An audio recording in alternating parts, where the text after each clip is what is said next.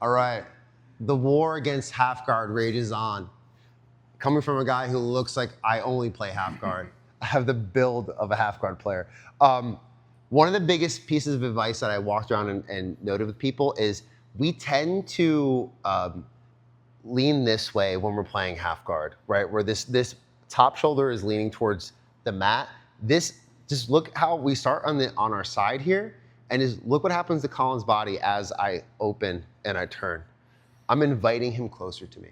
So always be sure that you're in that strong C-spine when you're playing half guard.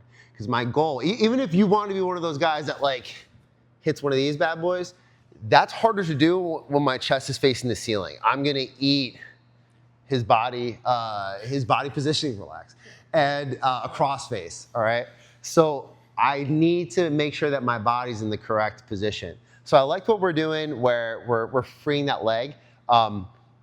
Very important that he brings his knee over my knee line. This is really good because he's starting to crisscross on our body where we're no longer parallel. We're starting to become perpendicular, and that's where the shoulder hop works.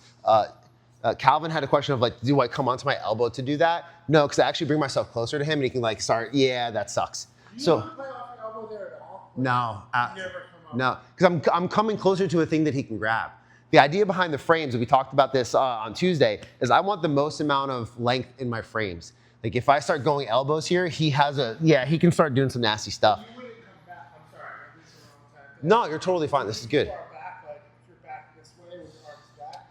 I typically get to this elbow when I'm playing a low knee shield and he's kind of crushed my leg. That's when I'll start getting here. That's more like me escaping than it is me playing offensively.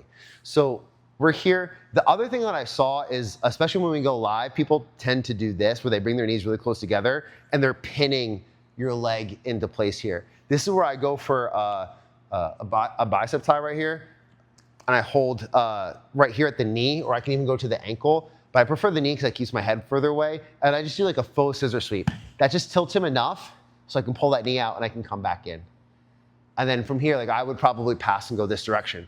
So I want you guys just really double down on the body positioning, and if they bring their knees close together, give them a little tilt to the faux scissor sweep to bring that leg up past body. Now from here, what I'm going to do is like if he's this far away from me, I will come up onto my elbow, and then I'll dive underneath, hand going to that lat, high knee shield, low K-guard hook. From here, I need to get his knee onto my chest, but I feel like a lot of people, when they think about this, they think about pulling with their arms. I really want to pull with my legs and use my hands to help guide his weight over me. Because the goal is not to just crash him onto my body. The goal is to create off balance and bring his weight on top of me so I can own it. Then I want to push him down towards my legs. So notice how I'm not like gable gripping and pulling. I'm going palm to the back of my hand to push away, like butterfly gripping that. That allows him to move away towards my legs, and it makes it easier for me to put this frame in, and then put this frame in, and then now we're here catching this leg. So if you catch this leg, I still want you to work your get up sweep because you can use that at any level. Where I pass up to my shoulder, I pinch my ear to my shoulder. I'm overhooking deep on his thigh. I don't just grab here by the knee. I want to create a frame as well, and that creates a really strong connection here. I'm corkscrewing my palm over his thigh. Now I extend my legs and I build up onto my elbow. And from here, I want to go to both of my cheeks. Both my butt cheeks, yes. Now I need to start building up base. So I remove this frame, keeping that one pushed away, and I can come up. Then I can wrench that knee down and start building towards the back. Or if he eats the sweep or starts turning to his hip, no problem, I come here up into pass.